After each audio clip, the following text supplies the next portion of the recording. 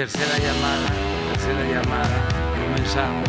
Los marcianos llegaron ya y llegaron bailando cha-cha-cha. Quédate, aquí empieza Un Gallo para Asclepio, el podcast de filosofía para paladares diversos.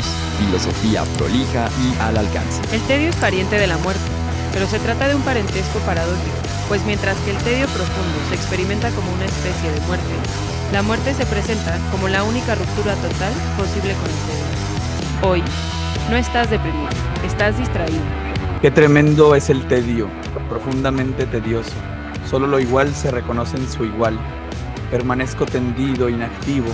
Lo único que veo es el vacío. Lo único de lo que me alimento es el vacío. Lo único en lo que me muevo es el vacío. Ya ni siquiera sufro dolor. Bienvenidas, bienvenidos y bienvenides a un episodio más de Un Gallo para Asclepio. Yo soy Alan Argüello y el día de hoy hablaremos del tedio. Qué linda es la pereza, qué lindo es descansar, qué cómodo es pasar las horas sin tener la pena de ir a trabajar. Qué linda es la pereza, qué práctico es matar el tiempo sin tener problemas en el dulce hogar. Yo no cambio el sueño ni por 1,000,000. El sueño es mi dueño, no hay otra conclusión. Muy buenas tardes, días, noches, Arturo Castro en los controles. Como dijo Alan, hoy el tedio es el dueño. Al perezoso y al pobre la cama se los come. La verdad me dio tedio hacer una introducción. Me acabo de robar este pequeño refrán de internet. ¿Qué tal? Yo soy Adrián Ardilla Lara. Bienvenidos una vez más a Un Gallo para Asclepio. De manera remota, por primera vez, todos en diferentes partes del mundo. Claro. Bienvenidos. Aquí donde yo estoy ya va amaneciendo. ¿Qué hora es por allá, muchachos? Acá estamos a las 11:03. Va a ser cuestión de los gallos si creen que es de la mañana o es de la noche. Bueno, aquí solo sale 5 veces al año el sol, así que ya no sé si es de día o es de noche. Pues bien, siguiendo con nuestro ciclo temático bien planeado y jamás improvisado, vamos a hacer una suerte de pegote, de continuación de ahí. Ya hablamos del trabajo en nuestro episodio anterior y hoy vamos a dedicarle unas palabras, unas líneas al tedio. No queremos decir que el tedio sea el contrario del trabajo, pero sí queremos apuntar que pues también como es válido a sabérsela de chambear, también es válido aburrirse. Hoy, llenos de hueva, vamos a hablar del tedio, una forma de la hueva. Sí, la relación más inmediata entre estos dos grandes conceptos, el tedio y el trabajo, o me parece a mí la más evidente, sería que uno trabaja para no aburrirse. Y quizá convenga empezar a distinguir qué es lo que hablábamos tras bambalinas. El autor que nos convoca se llama Lars Svensson, escribe un libro que se llama Filosofía del Tedio, que nos está mostrando Ardilla en pantalla. No. Bueno, que nos está mostrando Ardilla a mí y a Arturo. Y bueno, este libro plantea el tedio como problema filosófico. Decíamos que el autor no reconoce o no distingue, digamos, haciendo una definición, la diferencia entre aburrimiento y tedio, y podríamos comenzar por ahí, ¿no? El aburrimiento como esa experiencia cotidiana, ese pequeño sinsentido, ese pequeño vacío en el que no hay nada que hacer o no dan ganas de hacer nada, ¿no? Entonces, en primera instancia me parece que uno trabaja para no aburrirse, pero lo que me parece curioso también, ya para empezar a hablar como de la capacidad del tedio o del aburrimiento para convertirse en tedio, es que también uno se aburre profundamente en el trabajo, ¿no? No solo trabajamos para no aburrirnos, sino que nos aburrimos en el trabajo. Y parece de entrada una dimensión que es difícil de esquivar. Sí, pues justo tú inicias apuntando con esta cita de Søren Kierkegaard, y Søren Kierkegaard por ahí no lo tengo presente ni fresco, pero dice algo así como que los dioses se aburren y dentro de su aburrimiento los dioses es que inventan a los hombres, ¿no? Sí, justamente es una de las frases con las que va introduciendo el texto Svensson, perdón, se me fue una una E de más.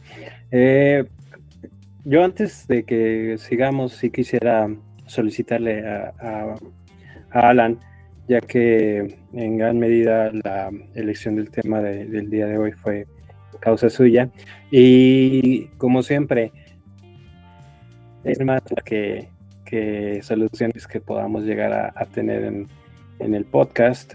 Y sí me gustaría a lo mejor, antes que nada, interpelarlo y decirle qué se entiende por tedio, y sobre todo esta caracterización que se va a estar desarrollando a lo mejor en el texto, que lo que le comentaba yo un poco a Alan, ¿no? No hay un esclarecimiento propiamente por parte del autor de qué es el tedio, ¿no? Como que nada más lo va caracterizando de manera muy puntual y va haciendo un análisis muy, muy particular, muy bueno de diferentes autores, sobre todo porque tiene una consideración muy importante, y es la de señalar que el tedio es un concepto propiamente moderno, que si bien tiene antecedentes desde la filosofía, a lo largo de la filosofía, no estaba tan presente o no había sido tan tematizado como a partir del siglo XVIII, XIX, particularmente con el romanticismo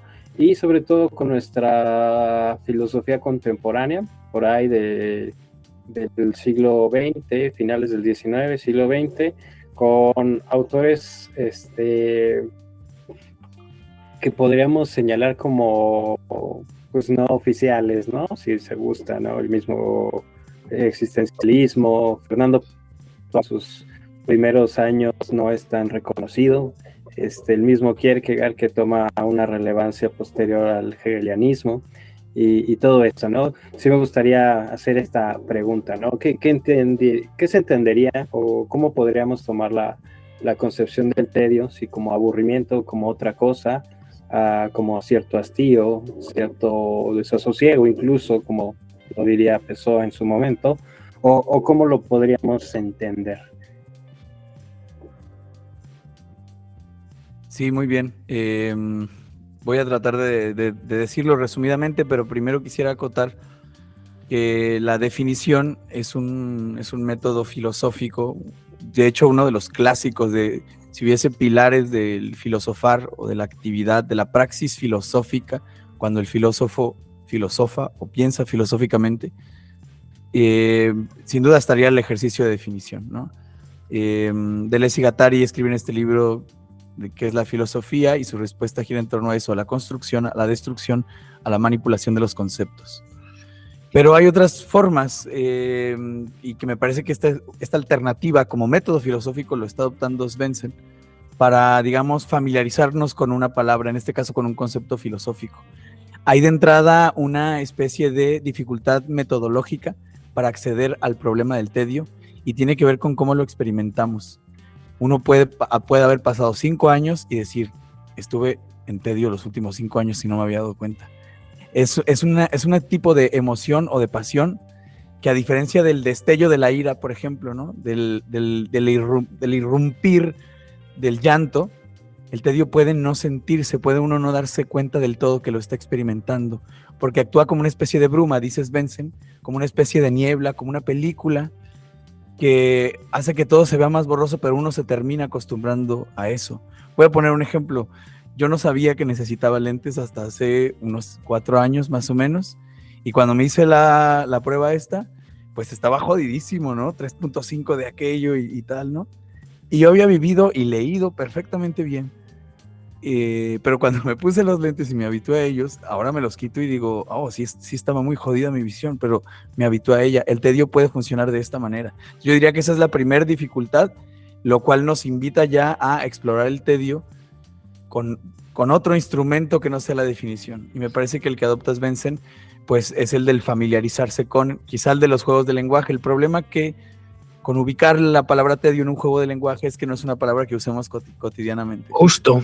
A diferencia del aburrimiento, sí. Entonces, para definirlo, bueno, si quieres añadir algo sobre eso, Arturo, de que no usamos la palabra tedio, y ahorita sigo con la definición. No, fíjate que de manera puntual no, pero sí, justo esta distinción es importante, es linda que que no está hablando del aburrimiento, pareciera, al menos acotándolo al libro, al estudio que hace Svensson, no está hablando propiamente del aburrimiento, ¿no? Del boring que nosotros tenemos, sino de la hueva, pues, sino tedio. Se va a una palabra que no es la palabra común, porque si bien es una traducción danesa, el texto es danés, también está esta diferencia, la explicita por ahí, ¿no? Que no está hablando del aburrimiento en inglés, del boring en inglés, sino de tedio, ¿no? Ya tiene una historia, un apartado que hace una recapitulación, hay una arqueología de dónde viene el tedio, para ver a sus ancestros, sus abuelos, sus antepasados más inmediatos del tedio. Bueno, seguramente ahorita lo abordaremos. Ahora se me ocurre que podemos subsanar los errores de Svensson e intentarlo nosotros, ¿no? Por ejemplo, pienso en el aburrimiento. Estaba justamente tratando de definir el aburrimiento, que es una palabra que sí utilizamos y que parece que el concepto filosófico acá es tedio. Dice el traductor chileno de Heidegger, filosofar es sensibilizarse para las palabras y los conceptos. Para empezar con esta diferencia, me parece que el aburrimiento, primero lo definí así, como un no querer hacer. Pero es una definición que tiene como metafísica el hacer, ¿no? Como lo primario y lo unitario. No querer hacer es sentir aburrimiento. Pero es un no querer hacer no placentero, digamos, ¿no? Ajá, justo. Sí. No es la renuncia al trabajo, ¿no? No es el no quiero ir a mi trabajo que decíamos la otra vez, sino es algo que resulta involuntario, ¿no? Que te llega. No es una decisión, es algo que de pronto te llega. Sí. Sí, no querer hacer. Creo que nuestra forma mexicana de decirlo es la hueva, ¿no? Podría decir que entre aburrimiento y hueva sí hay una especie de identidad lingüística, ¿no? No veo una diferencia sustancial entre hueva y aburrimiento. Tiene que ver con lo que no suscita ningún interés o con lo que no dan ganas de hacer, ¿no? Ahora es más complejo con el tedio. La definición de diccionario es: el tedio es un aburrimiento profundo. ¿Qué entenderemos por profundo? Pues tanto prolongado como de una especie de sensación más fuerte, o sea, profundizar como la explosión del aburrimiento, como el aburrimiento llevado hasta sus últimas consecuencias, por así decirlo, ¿no? Entonces el diccionario lo define así, como un aburrimiento prolongado, como si fuera un crecimiento del aburrimiento hasta que tiene otro tipo de consecuencias. ¿Y tú estás de acuerdo? Dices, el diccionario lo define así. ¿Tú estás de acuerdo con esa definición? No, pues mira, esta es la primera vez que me preguntas algo así y es el momento perfecto para decirte, yo solo sé que no sé nada, güey. Ok. No, de hecho, me siento en esta disposición afectiva de decir, lo estamos pensando juntos, porque todas estas definiciones las estamos arrojando aquí. Ahora que me la lanzas y te la agarro ya desde este punto de vista lúdico, yo diría que de entrada como que no, como que parece que no podría ser simplemente un aburrimiento muy grande, sino que sería cualitativamente diferente, ¿no? O sea, por pura intuición te diría, no, tal vez no. Tal vez no es nada más mucho aburrimiento o aburrimiento profundo. Claro. Pero que sí está emparentado con el aburrimiento, sí. Porque, bueno, y aquí me adelanto un poco con lo de Svensson, porque Svensson lo va a relacionar con la falta de sentido. Entonces, el aburrimiento, en tanto que algo que no suscita interés o algo que no dan ganas de hacer, podría definirse desde ahí es algo que no tiene sentido, ¿no? Que digo, ¿por qué? ¿Para qué? ¿Qué hueva? Sí. Y en ese sentido el tedio, a diferencia del aburrimiento, tiene una implicación existencial. Y eso es lo interesante para los filósofos, ¿no? Bueno, y que nos dice algo sobre la experiencia humana, algo sobre cómo habitamos el mundo. Aventurando sobre el texto, justamente hace esta distinción. Dice, hay dos tipos de tedios, ¿no? El tedio situacional y el tedio existencial.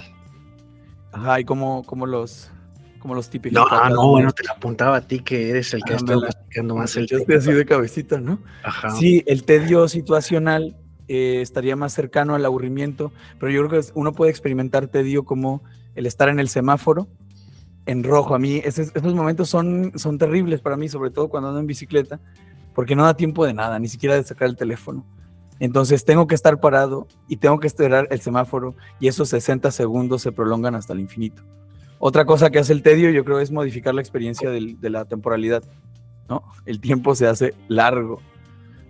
Cuando te aburres, pues el tiempo se hace más más prolongado, más pesado, ¿no? Si normalmente el tiempo se experimenta como una liberación de una carga, con cierta ligereza, como diría Heidegger, ¿no? La alegría es una liberación de la carga, porque el tiempo se pasa volando cuando te diviertes. En el caso del tedio se experimentaría como una densidad así del tiempo, como darte cuenta de que, tengo que estar muy ocupado para no sucumbir. Tengo que estar siempre en ocupaciones para no sucumbir. Ese es el situacional. Y el existencial tiene la forma de esta bruma, tiene la forma de ya una experiencia sensitiva minada por el sinsentido. O sea, es una problematización más grande, tematizada o no, del sentido de la vida. Sí, parece que la vislumbra un poquito ahí. No estoy diciendo que lo haga igual ni que haga un parangón, porque parece ser que también tiene este detente para hacer el parangón con el estado el estado apropiado de Heidegger, ¿no? Sí, para Heidegger eran importantes estas pasiones bajas, pasiones oscuras, pasiones negativas, porque aperturan o dan cuenta de la estructura de nuestra manera de existir en el mundo. O sea, la idea de Heidegger básicamente, y estoy muy contento porque este es el tercer año que lo leo y siento que cada vez me parece más sencillo explicarlo. Heidegger se preocupa de lo que no se han preocupado otros que se han preocupado por la ontología o por la existencia humana, ¿no? Y es lo inmediato, lo regular y lo cotidiano. Los otros estudian lo grande del ser humano como su capacidad para ser libre. Sartre, por ejemplo, ¿no? De que todos somos libres y hay que hacerse responsable de todo, ¿no? Heidegger dice, ¿cómo existimos? Nos vale madre, descargamos la responsabilidad, decimos el uno, decimos el se sabe, no escuchamos lo que queremos, vivimos bajo los modos deficientes de la convivencia, ¿no? Y, por ejemplo, sí quiero ir por chelas. ¿Cómo? Sí quiero ir por chelas, gracias. Y estos modos, lo conveniente que tienen es que hacen que la vida sea un arrojarse inmediato, un estar sumergido, ¿no? El teléfono viene perfecto a esto porque nos invita a una inmersión total. Uno no tematiza nada. Cuando yo enciendo el cigarrillo no digo fuego, sirve para calentar. Luego acercaré, simplemente que ya estoy inmerso en ese mundo, ¿no? Claro. Pero hay ciertas pasiones que rompen ese dinamismo del estar inmerso, ese estar arrojado, yecto, ¿no? Al mundo y jalando y haciendo y aburriéndote, pero igual arrojado. Y de pronto se aparece una emoción, como el tedio. Emociones. Y cambia esa forma natural de estar en el mundo, ¿no? Emociones los problemas. Heidegger. ¿Cómo? Emociones bajas, ¿no? Sea la manera en la que se presente, Heidegger siempre lo pone como emociones bajas, dices tú. Sí. Sí, en el caso de él, pues no hay un juicio de valor. Más bien, estas son sus favoritas porque le permiten, bueno, por lo menos en Ser y Tiempo, que es su primer libro, o su obra magna, estas emociones le permiten dar cuenta de la existencia humana, de un rasgo de la existencia humana, ¿no? Y en este caso, pues es eso, te das cuenta de que estás arrojado, te das cuenta de que probablemente no tenga mucho sentido lo que estés haciendo, ¿no? Bueno, quisiera dar paso a lo que sigue, simplemente caracterizando ahora sí lo que dice Lars Svensson. Dice, para aquellos que no se hayan aburrido jamás en su vida... ¿En dónde estás para seguirte? Perdóname. Sí. ¿Cómo? ¿Dónde estás para seguirte? Estoy en el primer capítulo, pero no me preguntes exactamente dónde. Ok. Creo que me gustaría para aquellos algo más antes de seguir. Unas notas. Adelante, sí, Ardilla. Nada más retomando esta cuestión o esta postura de la que era evidente que iban a traer a cuenta Heidegger, no solo por el autor, sino porque quiero decirles a los gallo escuchas que 2 de 3 gallos que están aquí presentes son amantes de Heidegger. No voy a decir quién es quién ni quién es más. Seguramente ahorita lo dirán dependiendo de las expresiones de sus caras. Ustedes podrán verlo. Creo que Arthur es más heideggeriano entonces. Pero bueno, justamente me trajo a colación esta cuestión de los sentimientos. No sé si Heidegger lo maneje o hable, o sea, esa es la palabra tal cual la utiliza, pero sí recuerdo esta cuestión que dependiendo del estado de ánimo propiamente, ¿no? El estado de ánimo es lo que te abre el mundo. Espero no estarla cagando conceptualmente, pero bueno. Y dependiendo del estado de ánimo que tú tengas, es como se te va a presentar. Y creo que aquí Alan está y maravillosa, que es cuando te llega este tedio, esta pesadez existencial, y que ves cómo el tiempo y el mundo se va de manera lenta, ¿no? Y que no puedes hacer nada para acelerarlo porque está parte de ti.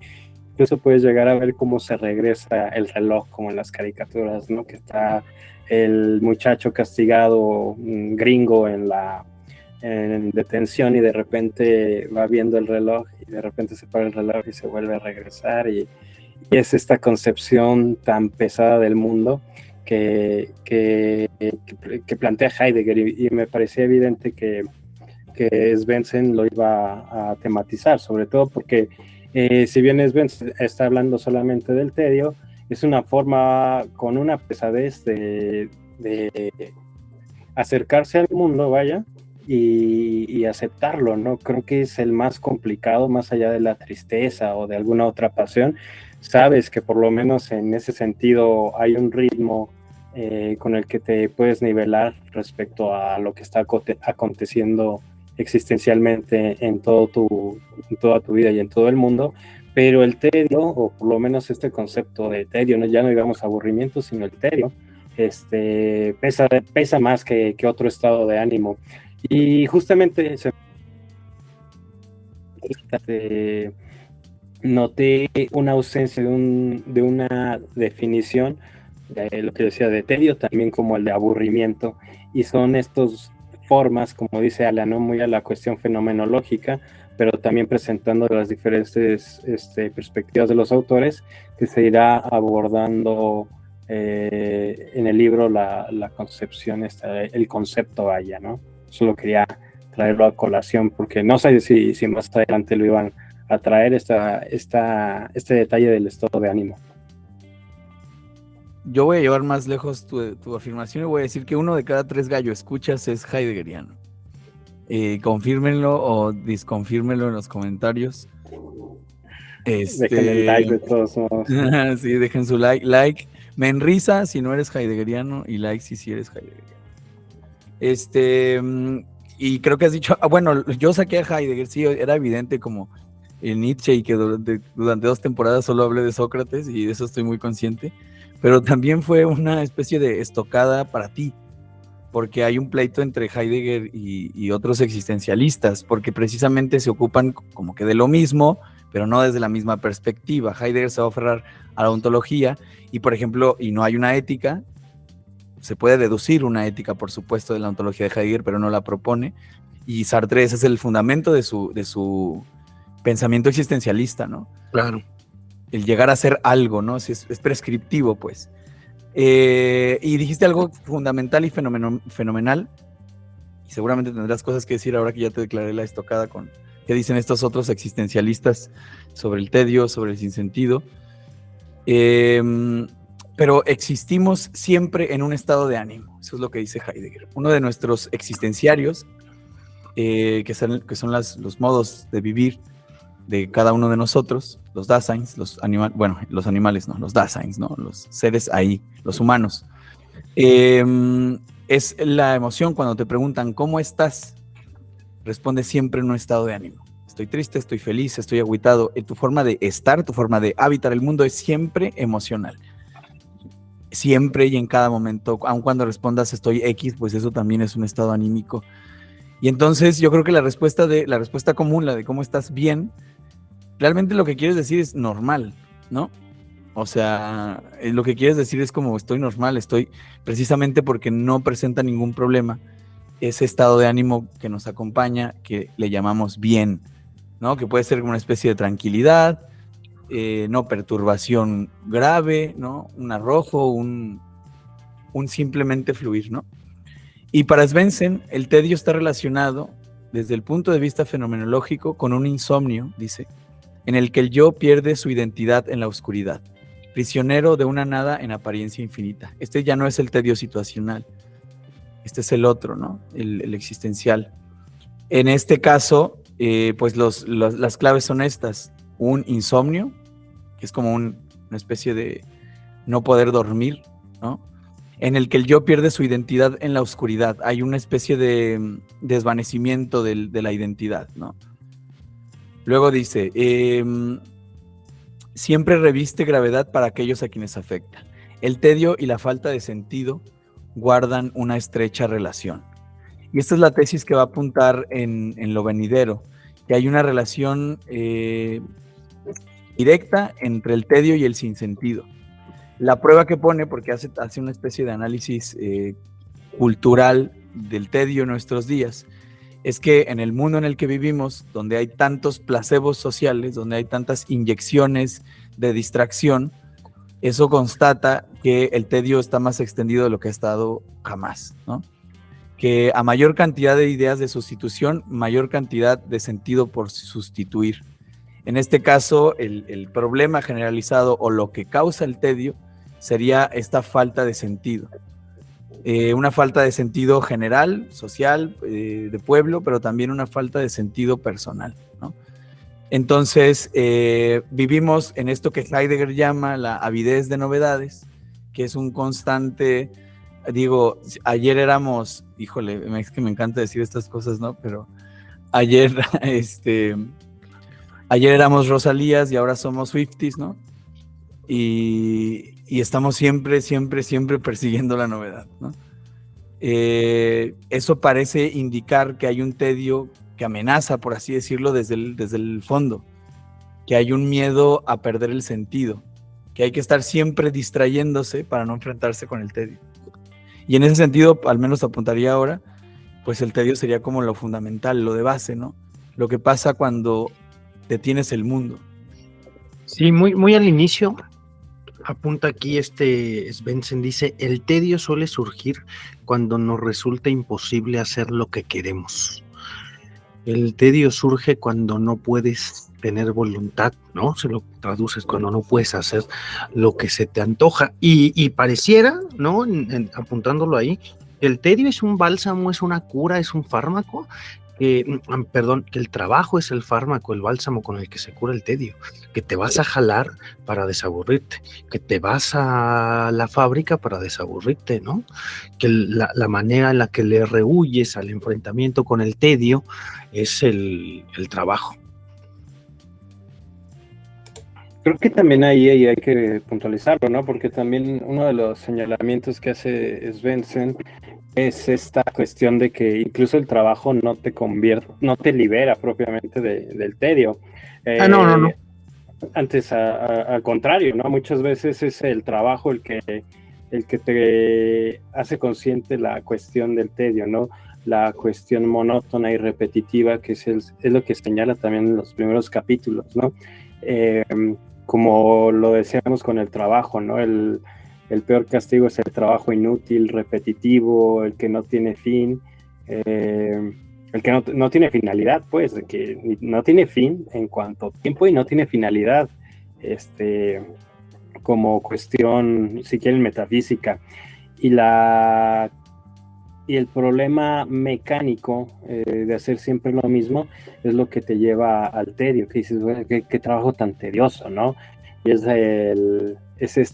un arma de doble filo, tal vez, que te termina dando unas cachetadas para ser consciente de la existencia misma, que bueno, se convierte en algo tedioso, y como señalaba Alan, ahora sí necesito algo novedoso, ¿no? Pero no novedoso en el sentido cotidiano de la avidez de novedad, sino algo nuevo, algo que irrumpa con la perspectiva o con el sentimiento mismo que tiene uno en este sentido, ¿no?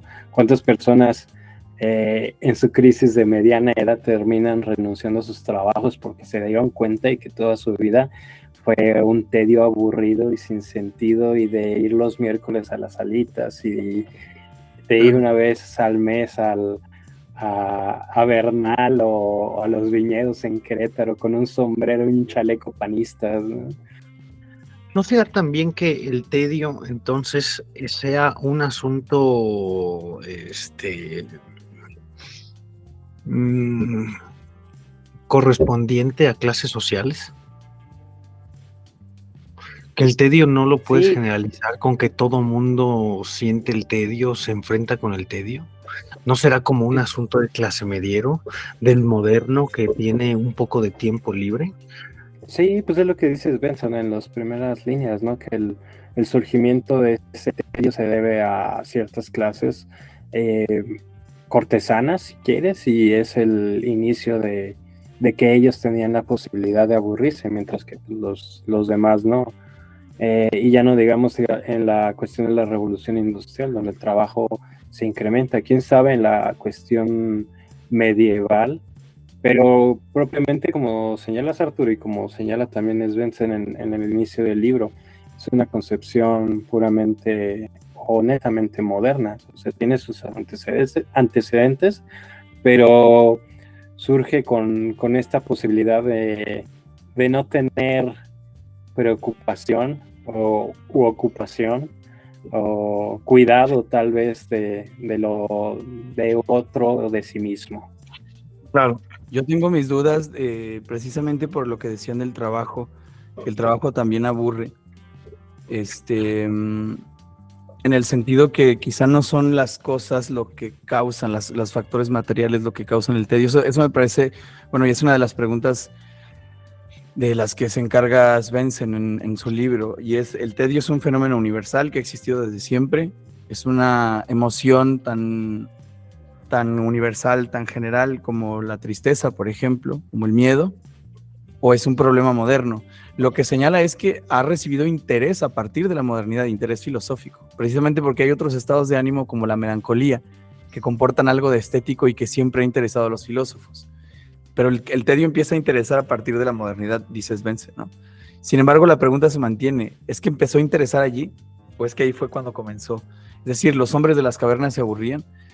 Yo diría que ahora, hablando de clases sociales, pues se aburre. El tedio puede, como es un fantasma, puede atacar tanto al pobre como al rico, porque nunca es la relación con algo. El tedio puede ser tedioso, perdón, el trabajo puede ser tedioso, pero también puede ser entretenido. Dice, por ejemplo, Svensson, el trabajo es menos tedioso que el entretenimiento. Uno puede disponer de mucho tiempo libre sin por ello aburrirse de manera especial. Igual que puede suceder que nos aburrimos mortalmente aún teniendo poco tiempo de ocio. El tedio no es cuestión de tiempo libre, sino de sentido. Y de ahí que pueda resignificarse, y aquí quisiera poner el ejemplo de George Hamann y de Cioran. George Hamann dice: se describía a sí mismo como un amante de la demora, y cuando sus amigos le reprobaban su inactividad, respondía que trabajar era cosa fácil, mientras que el auténtico ocio resulta muy duro para el hombre.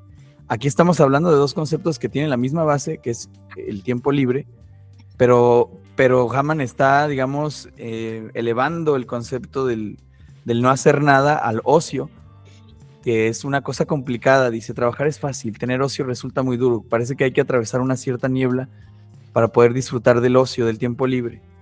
Y Cioran dice: sí, que es más fácil esa... disfrutar del trabajo que del ocio, que del tedio, que del tiempo libre. Claro, y ya nos ponía estos ejemplos a Benchusha, ¿no? Esta gerente que va a una playa y se aburre y se desespera, o esta gente que dice: yo no puedo estar en mi casa, no me hallo. Eso es como una frase súper existencial, ¿no? No me hallo en mi casa. Se supone que la casa es el ámbito para que seas, ¿no? Es como el cielo para las nubes. Es más que un ente, es un ámbito de despliegue, ¿no? Permite a un ente que eres tú ser, ¿no? Y en tu casa bailas y te andas en cuadrillo. Y bueno, son cosas que yo hago, ¿no? Pero cantar en karaoke. Pero si no te hallas en tu casa y tienes que estar trabajando constantemente, hay un elefante en la habitación, ¿no? Y como señalas, ¿no? Creo que uno de los problemas que tiene la gente, más allá, no sé si solamente contemporáneos o también modernos, ¿no? Esta cuestión de que veíamos en el podcast pasado del trabajo, la cuestión de afrontarse al tiempo libre y al ocio. Y creo que se nos pasó señalar esta cuestión muy particular de la gente que se va de vacaciones y que se va a hacer actividades en sus vacaciones, en vez de descansar, en vez de tomar un tiempo realmente libre, van y se toman en la mañana y a las 1 tienen desayuno y clases de baile y salsa y no sé qué otra cosa, y están incluso más programadas sus vacaciones que su misma jornada laboral muchas veces. Pero es raro que realmente haya una afrontación directa de que no voy a hacer nada, vaya, ¿no? Voy a afrontarme a este tedio y me voy a estar muriendo de aburrimiento porque pues eso tengo esa posibilidad de hacer en las vacaciones, ¿no? Incluso, como señalas, ¿no? En la misma casa de llegar y hacer nada en la casa también, cosa que se convierte en una pesadez. No sé si dijimos ese ejemplo de que hay personas, o por lo menos aquí en Querétaro se estaban vendiendo unas casas que no tenían ya sala porque las personas, o era la idea que te estaban vendiendo de que los jóvenes ejecutivos ya no necesitaban de una sala, del living room para tener una casa, ¿no? Nada más se dedicaban a dormir y regresar, cocinar y largarse, porque no estaban en su casa la mayor parte del tiempo. Esa imposibilidad incluso del mismo capitalismo, si quieres, de evitarte la pesadez incluso desde tu estructura más básica, que es la vivienda. Le ponemos un concepto fancy, ¿no? El microliving, y ya se lo vendemos a las nuevas generaciones. ¿Para quién necesita una sala cuando se puede trabajar todo el maldito día, ¿no? Sí, o puede ser la cosa de vas a ganar tanto y tantísimo que no necesitarás una sala porque cualquier restaurante puede ser tu sala. Vas a ganar tanto y tantísimo que no vas a ni siquiera necesitar gastar ese dinero, ¿no? Que ni tiempo vas a necesitar para gastar ese dinero porque ganas tanto que es completamente inconmensurable. Pues sí, hay un tedio definitivamente relacionado al trabajo. A mí se me ocurre una pregunta importante respecto de esto que estamos diciendo, y es: ¿cuál es la diferencia fundamental entre el tedio y el ocio? ¿Cuál es la diferencia fundamental entre pasártela horrible con el tiempo libre y tener una experiencia afectiva placentera? Estoy preponderando el placer. Algún existencialista diría, no, es que puedes aprender más en el tedio que en la recreación ociosa, ¿no? Es que pareciera que el ocio es algo práctico. El ocio es el tiempo libre que tienes para hacer algo que realmente te gusta, ¿no? El ocio es la posibilidad de estar en tu casa en calzones bailando y cantando. Eso sería el ocio, ¿no? Y parece que el tedio es un estado de ánimo que te llega, no que haces, no un espacio de tiempo para ti mismo que podría ser, me parece, el ocio, y el tedio es un estado de ánimo que te llega y que te abruma. El ocio y que inhibe la voluntad, ¿no? Ajá, justo. En el ocio la voluntad está activa, está trabajando, aunque sea distrayéndose, haciendo un rompecabezas, ¿no? Que es algo muy del ocio, pero en el tedio la voluntad se ve inhibida y no tengo ganas de hacer nada, no.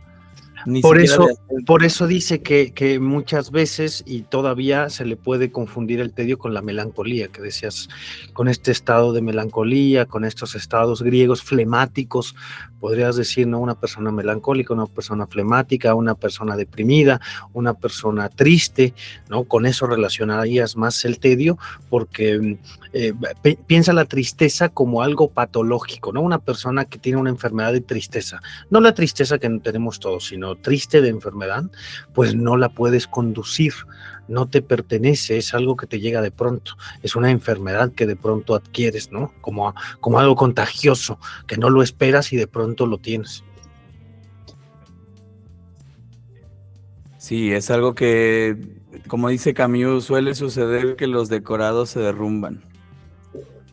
Un martes, un miércoles cualquiera, te despiertas, trabajas y todo adquiere su ritmo natural y de pronto estás aburrido de muerte. Jacob indica que el hombre ha elegido entre Dios y la nada, y al decantarse por la nada, el hombre se convierte a sí mismo en un Dios. pero el hombre no interpretó su papel de Dios con la suficiente convicción. También quería apuntar con esto que hay una relación del tedio con la nada. No quiero hacer nada, ¿no? ¿Qué tienes? Nada. Yo me acuerdo mucho, tengo esta experiencia emocional infantil y creo que es donde más afloran, bueno, en mi caso. Pero esto de estar en la casa y decirle a mi mamá, estoy aburrido, y que me dijera, ponte a dibujar, no quiero, no se me antoja. Bueno, ponte a ver la tele, no se me antoja, me da hueva. Y el que me ofreciera opciones me hacía más tedioso el tedio, ¿no? Porque decía, entre más cosas me dices, más cuenta me doy de que lo que me está afectando es la nada en este momento. Y todo lo convierte, todo lo hace gris, ¿no? Por eso Svensson insiste con que el problema es el sinsentido, el vacío. Es como se llama la historia sin fin, cuando dicen, ahí viene la nada, y se ve llegando todo esto. Bueno, a luz de lo que comentas y que citas de Camus, ¿cuál crees que sería entonces una distinción entre esta cuestión del tedio y, por ejemplo, que por ejemplo también ambos son sentimientos?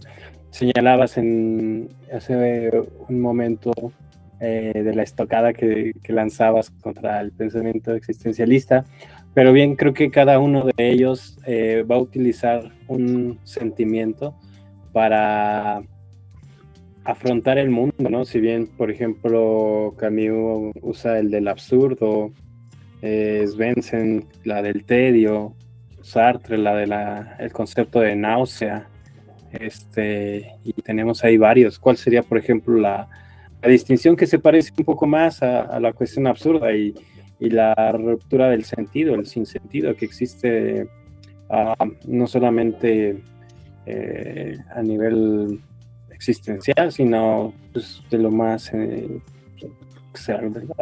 a más nivel más común? ¿Pero cuál sería la distinción entre qué y qué concepto? Al de absurdo y tedio.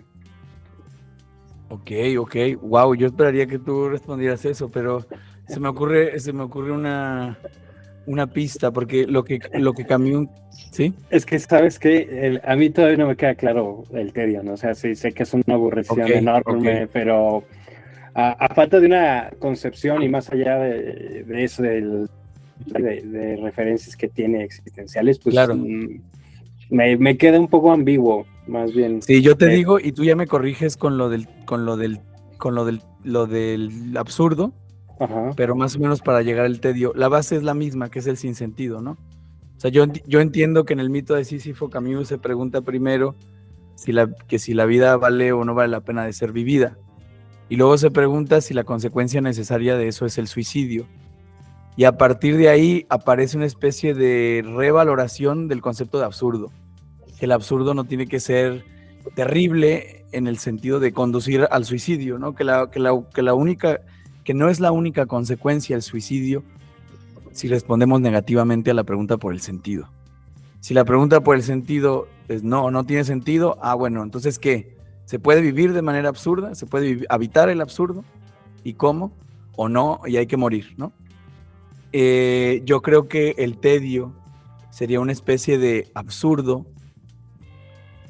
Bueno, sí, sería la consecuencia afectiva del absurdo, entendido como falta de propósito, falta de finalidad, falta de sentido. O sea, sí están emparentados en eso, en que tienen la misma base. Pero el absurdo de Camus, según entiendo, pues se resignifica como una posibilidad de estar como bailando en la vida, ¿no? Como diciendo, voy a vivir sin llegar a nada, voy a vivir sin concretar nada, y hasta pienso que hay una especie de placer estético en ello. Cuando habla del Don Juan, ¿no? Que se la pasa ligando y nunca se entrega al amor, del artista absurdo que quema su texto justo después de escribirlo. No recuerdo los otros que ponía ahí, pero veo algo de dandismo también en eso, ¿no? Que hay una especie de placer estético en esas formas de habitar el absurdo. Y el tedio es una forma de habitar el absurdo. Pesada, desvinculante, una especie de oscuridad, sí, en la que nos desdibujamos. Sí, porque el absurdo el absurdo lo encuentras porque te pones a pensar, porque te pones a reflexionar en torno a una pregunta, en torno a una cosa, y entonces aparece lo absurdo de la cosa. Pero el tedio no es algo que te pongas a pensar, sino es algo que te llega, es algo que te ataca. Dice por ahí justo que es... saca de Pessoa un fragmentito del libro del desasosiego, dice el tedio es más bien como sufrir sin sufrimiento, querer sin voluntad, pensar sin raciocinio, ¿no? Entonces, Esa está con madre. Yo creo que ahí sí no la cachas, Ardilla. Si no cachas la de Pessoa, esa me encantó de Pessoa. Sufrir sin sufrimiento. Me parece una excelente definición del tedio. Es eso. Y ahorita que lo dijo me fui a la niñez y dije, claro, eso es lo que sentía cuando me decían esto, no, y esto tampoco. O sea, nada, pero ni siquiera estoy mal, ¿no? Estoy sufriendo sin sufrir. Amando sin amar. Sí, y tiene mucho sentido, sobre todo por el hecho de que Svensson al principio del texto lo pone de manera particular, que dice, hay más de dónde sacar a partir de la literatura que conceptos filosóficos que puedan llevar el camino de este libro. Sí, tiene sentido. Sufrir sin sufrimiento ya. Lo entiendo completamente. Y bueno, nada más a lo mejor para distinguir, porque sí veía, por ejemplo, este problema del sentido, ¿no? Que siempre va a la par de la ontología, ¿no? Por ejemplo, creo que hasta hace unos años le pusieron ese nombre a la materia, cuando hicieron el cambio de plan de estudios, que pusieron ontología y sentido. Y yo siempre estaba preguntando, ¿a qué se refieren con sentido? ¿El sentido en qué sentido? Sentido se dice en muchos sentidos, hasta de manera aristotélica, si quieres. Y creo que, pues, evidentemente engloba tanto el nivel existencial como el nivel personal o el mismo nivel... ¿qué podría decir? Más inmediato, ¿no? El no tener sentido en ese mismo momento, el no querer que tenga sentido, por ejemplo, el sufrimiento, ¿no? El solo un deseo sin nada que quiera desear, tal vez, y que contrasta, por ejemplo, con la postura de cambio, que era lo que salió a colación, y que señalaba el francesito que cada uno le pone sentido a las cosas, y creo que es la ruptura que podría tener con Svensson si tuvieran un diálogo, porque Camus, por ejemplo, cuando habla del revolucionario, pues dice, es que a partir de la revolución, el revolucionario le pone sentido a la vida. El hecho de no querer concretar nada con la pareja es parte del sentido del Don Juan, ¿no? El ser consciente de la representación absurda de la vida es lo que le da sentido al artista, al teatrero particularmente. Creo que es la gran distinción que podríamos tener entre Svensson y Camus, que está un sentido más particular, o por lo menos más tematizado en la vida de Camus. Pues sí, me queda bastante más clara la relación. Arturo, te interrumpí cuando estabas comentando algo. No, para nada, justo nada más esto que preguntaba el Ardilla, pues me parece que el sinsentido y el absurdo lo tienes que pensar, lo tienes que masticar, y el tedio, pues no, el tedio te ensordece, no lo piensas.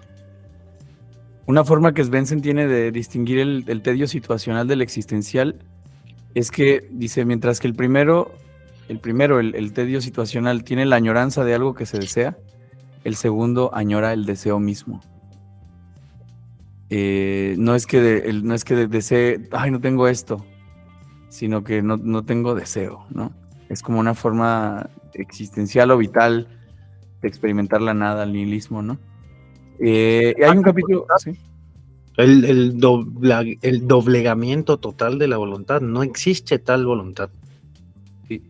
No es estoy inapetente, no hay apetencia, no es ¿Qué se te Claro. antoja comer? Ay, tengo hambre, pero no sé qué quiero comer. No hay antojo de nada.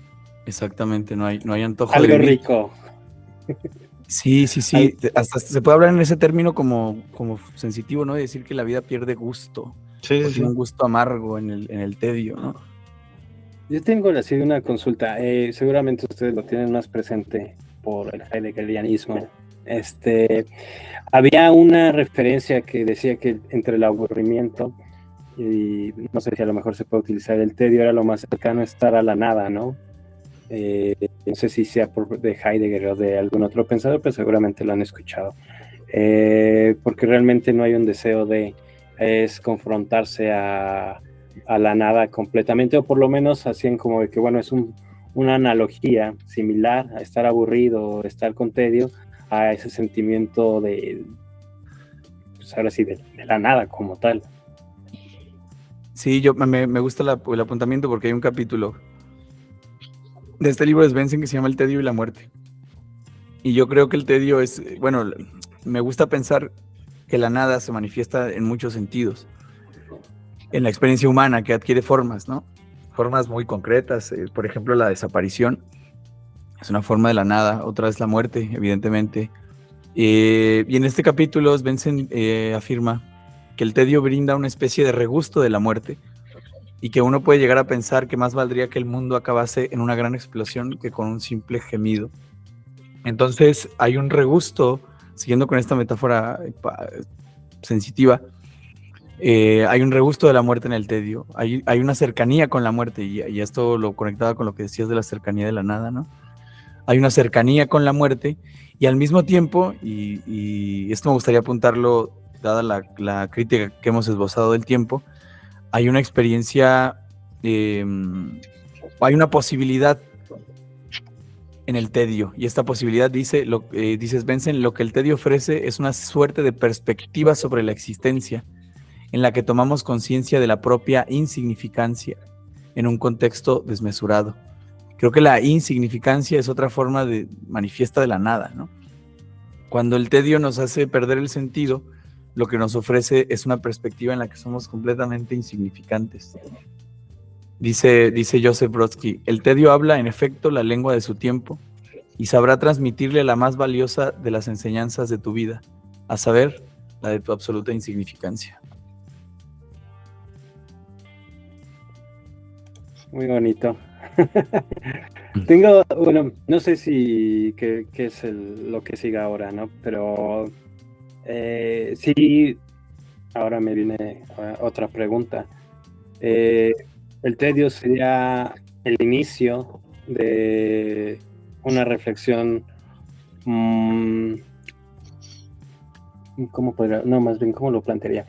El tedio en la era moderna sería el nuevo inicio de la reflexión filosófica o algo similar.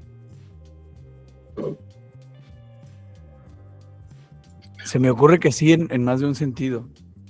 En principio, bueno, lo primero que se me viene a la mente es la sugerencia que Heidegger hace en la Carta sobre el Humanismo, sobre el devenir de la filosofía. Y su crítica al mundo tecnificado tiene mucho que ver con la crítica de Svensson al tedio moderno, ¿no? El embotamiento con los entes, la burocratización de las relaciones, por ejemplo, ¿no?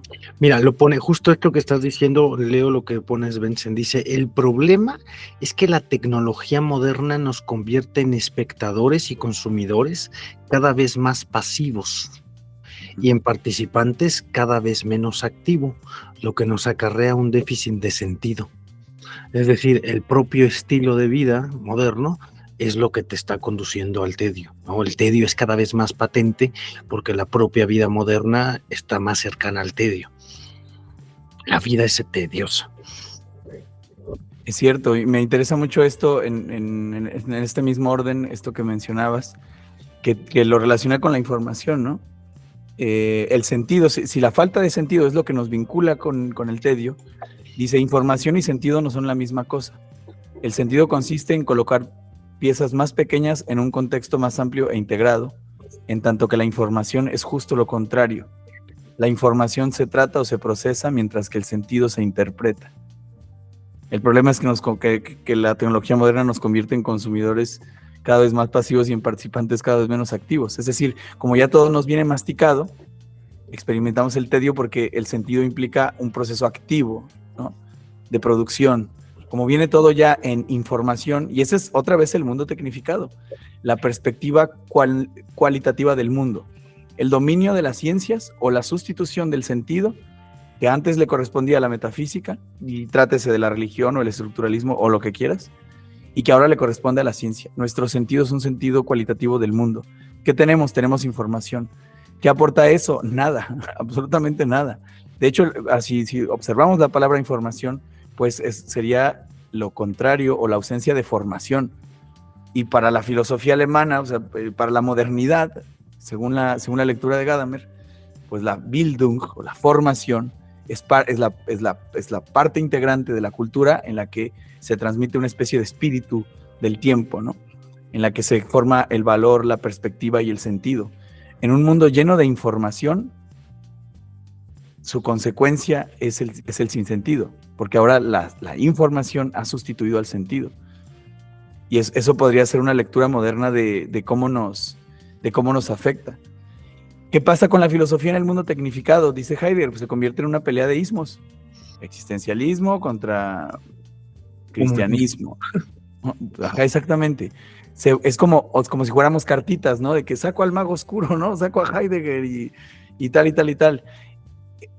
La tecnificación de la filosofía implica dejar de pensar y ocuparse con la filosofía. Así como si uno se ocupa del fútbol o uno se ocupa de los partidos políticos, no solo es un cese del pensamiento, sino una aniquilación del mismo. Y si el tedio, en su horrible ensordecimiento vacío, nos lleva a la escucha, que es lo que Heidegger propone en la Carta sobre el Humanismo, y al final dice algo que me parece precioso, dice: desacostumbrémonos de pedirle a la filosofía más de lo que puede dar. Hay que tener menor atención a la literatura y mayor cuidado de la letra. Menor atención a la filosofía y mayor atención al pensamiento.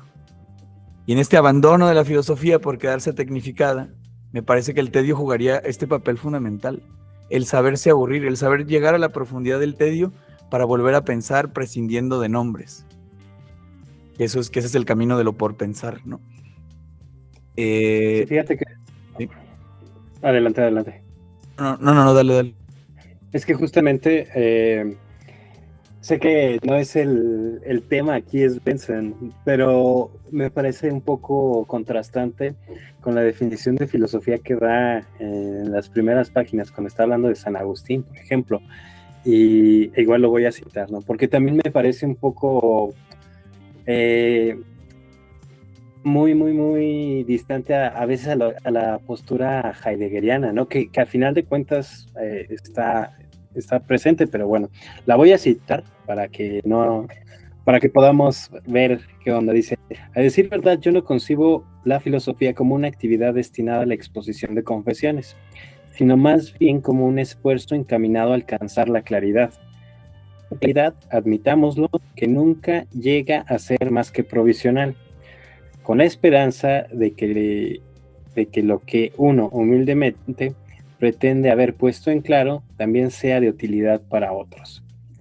Y bueno, nos va a terminar. Dice: desde el punto de vista filosófico, mis decisiones privadas resultan irrelevantes, por más que para mí, naturalmente, sí revistan una gran importancia. Y creo que a lo mejor desde una perspectiva un poco superflua, me recuerda más a la perspectiva cartesiana, de una filosofía clara y distinta. Sin embargo, evidentemente está la cuestión del desocultamiento del ser en esta definición muy heideggeriana que se abre y se presenta, y que será la única posibilidad que tenga, es la comprensión, ¿no? Igual muy medieval si gusta, ¿no? Incluso muy parmenidea, si llegamos hasta el inicio de la filosofía, vaya. Pero me traía mucho a colación esta concepción de la claridad que contrasta un poco con la perspectiva del tedio. En este sentido, yo veo el tedio como lo señalaba, ¿no? Como esta atmósfera que no se puede muchas veces tematizar, que está presente, esta neblina que llega a la oscuridad, en la oscuridad de la noche y que no te permite ver ni siquiera con una lámpara y no puedes ir a andar, pero de repente se abre y vuelves a encontrar un camino y demás, pero es muy momentáneo, ¿no? Y a lo mejor trayendo en cuenta al mismo Descartes, ¿no? Habría que analizar si también parte de esa perspectiva de las pasiones del alma y el sentido original del pathos, que pues no creo que el mismo que Descartes lo desconocía, que era esa pasión, eso que realmente afecta al hombre como tal cuando habla de lo mismo, ¿no? ¿Cuáles son las pasiones del hombre? ¿Cuáles son los pathos? ¿Qué es lo que afecta? ¿Qué es lo que te mueve en este sentido? Habría que ver también qué tanto puso Descartes en su momento sobre el aburrimiento, para contrastarlo en este sentido de la existencia y cómo afrontarla a partir de las emociones. Es cuanto.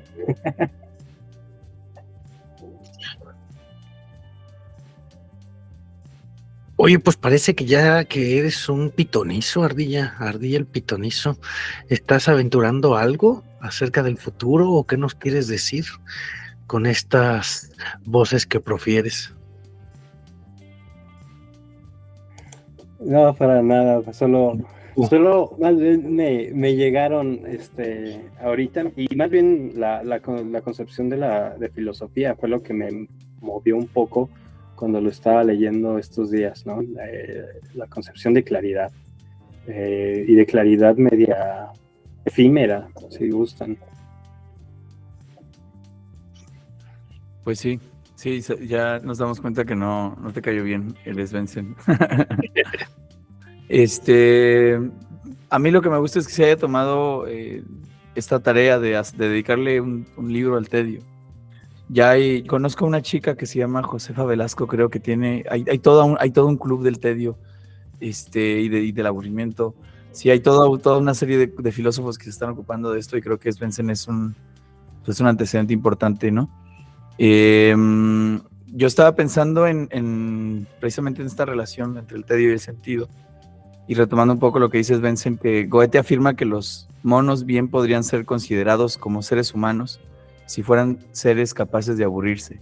Como toda definición de lo humano es metafísica y mágica, pues uno puede decir que el humano es el animal que se aburre, ¿no? Y esto me parece que es el reverso de otra cosa, que es el único animal que requiere un sentido para vivir, que requiere un sentido para continuar, aunque sea un sentido no tematizado, pero siempre hay un proyectar sobre un horizonte, ¿no? Siempre hay un reconocimiento del poder ser. Aunque tengas aspiraciones mundanas, triviales o lo que sea, existir implica que tu vida tenga cierto sentido, que haya un cierto hilo conductor. Y de ahí, pues, las rehabilitaciones y las conversiones que siempre aportan cantidades ingentes de sentido. Y sin embargo, el tedio me parece la consecuencia natural a esta necesidad constante de vivir con sentido.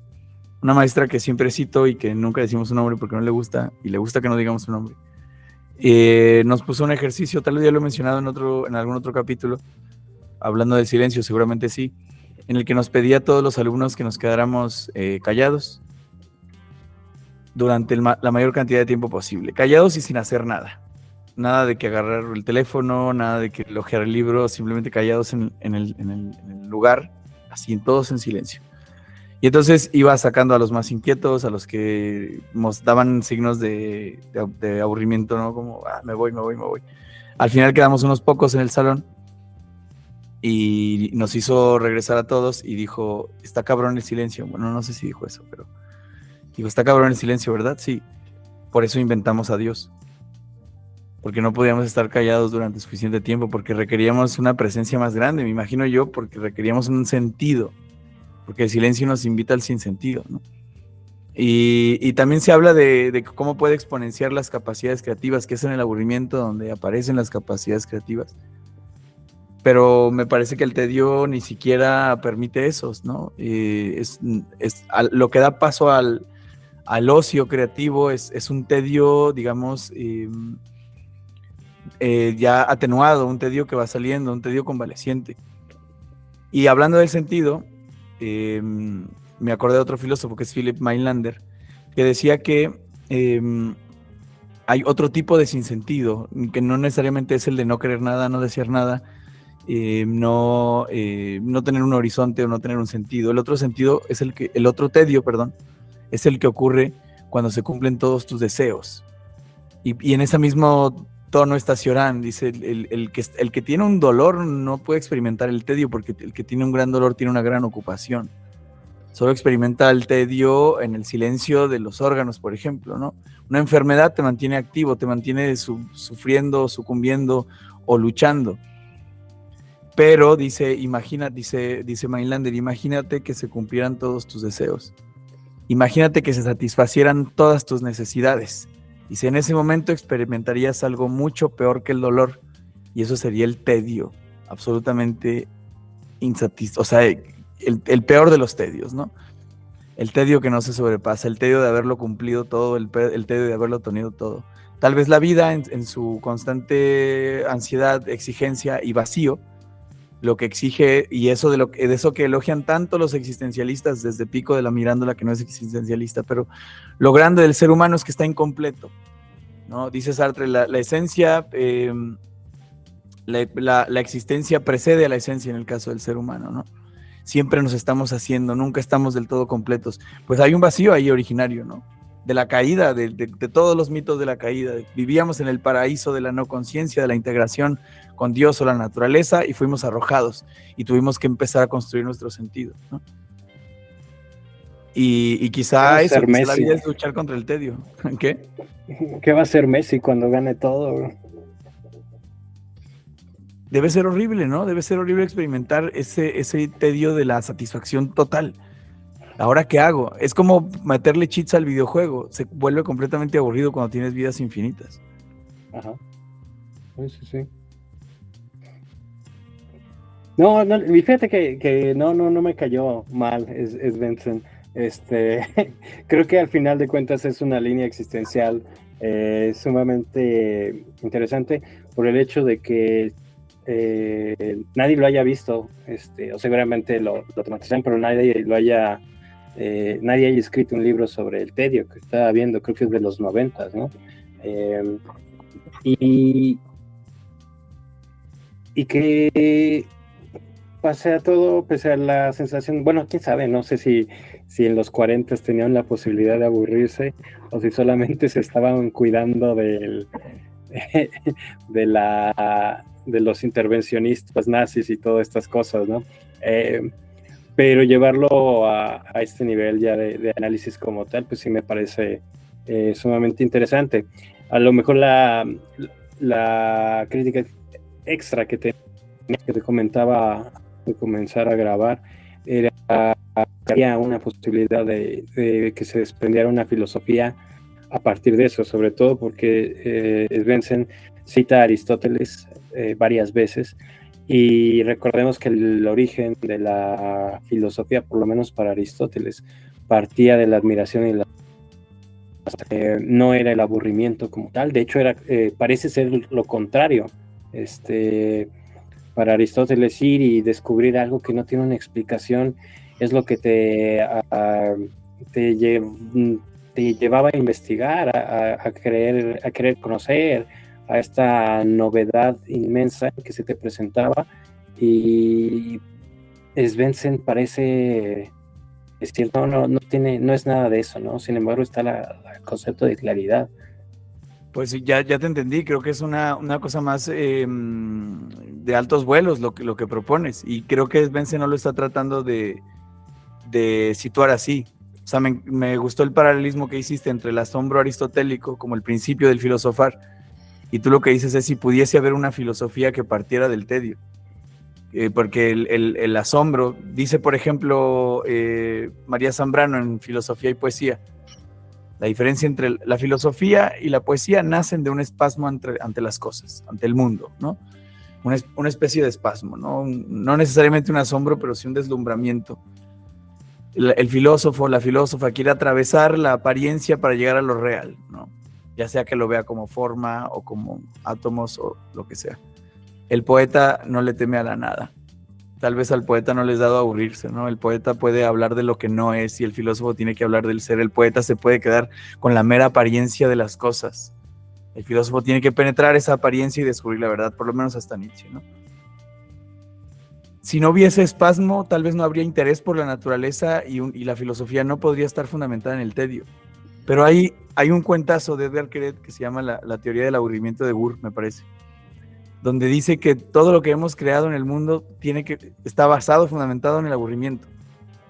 El amor lo inventamos porque nos aburrimos, la iglesia la inventamos porque nos aburrimos. Tal vez la filosofía misma es una forma inteligente y creativa y por eso los filósofos terminan diciendo la nada nadea y uno se esencia y el tiempo temporea. Ajá. Si eso no viene del tedio.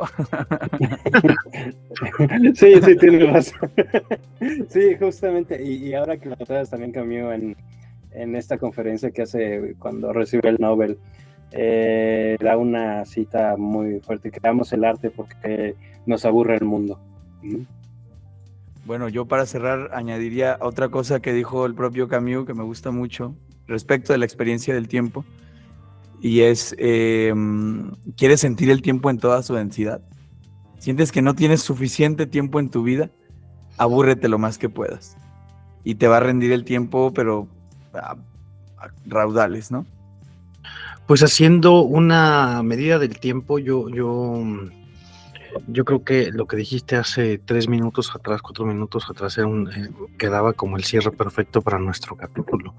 Y bueno, también recordar que si bien tenemos ahí como esta cosa de que la filosofía surge del ocio, ¿no? Que la filosofía surge del tiempo libre, pues qué bueno que hemos dedicado este capítulo acerca del tedio en el marco del Día Internacional de la Filosofía.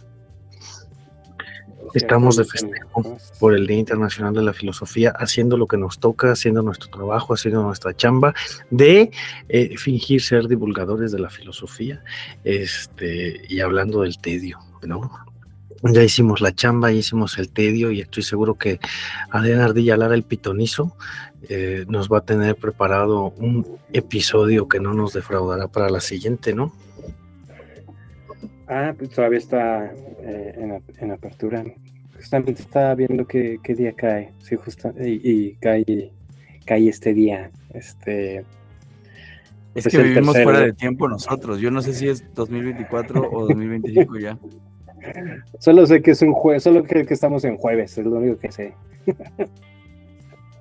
Pero sí, justo de la filosofía, qué buena anotación tuviste, Arthur.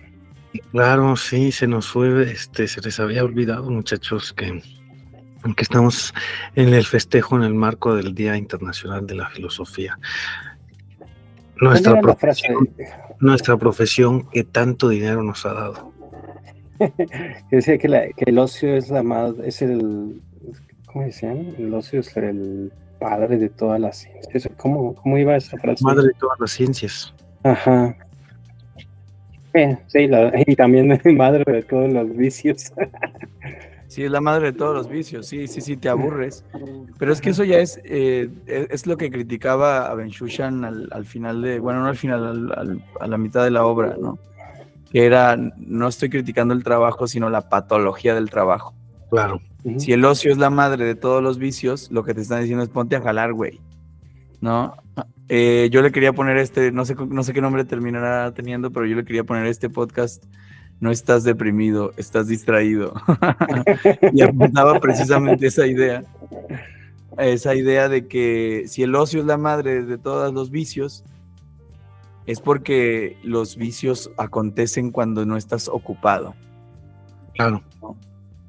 Y es posible que inviten a las drogas, los vicios, ¿no? Ya luego decidiremos lo pernicioso o lo beneficioso de las drogas, pero me parece que la visión metafísica que revela esa frase, pues es la de la patología del trabajo, ¿no? La patología del quehacer.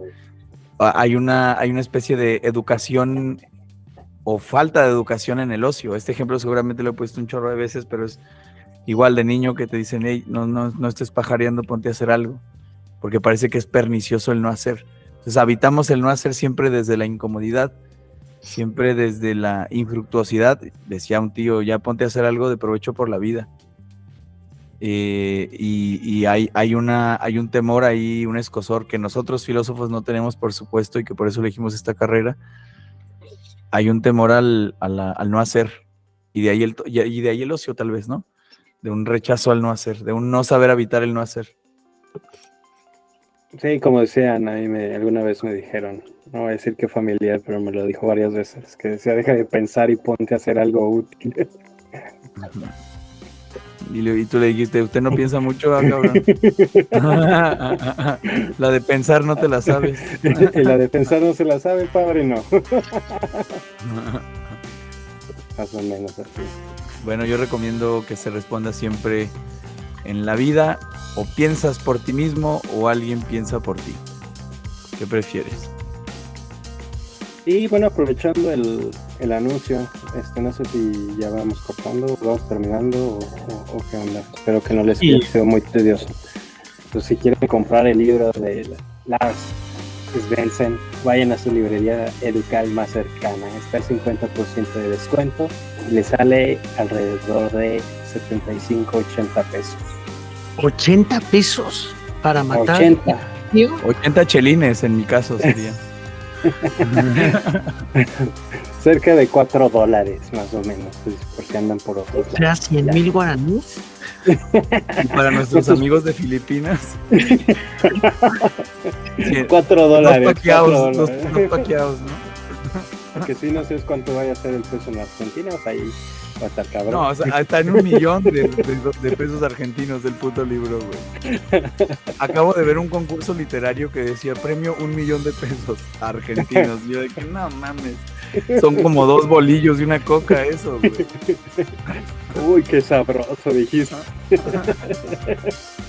Estos son los concursos que me gustan.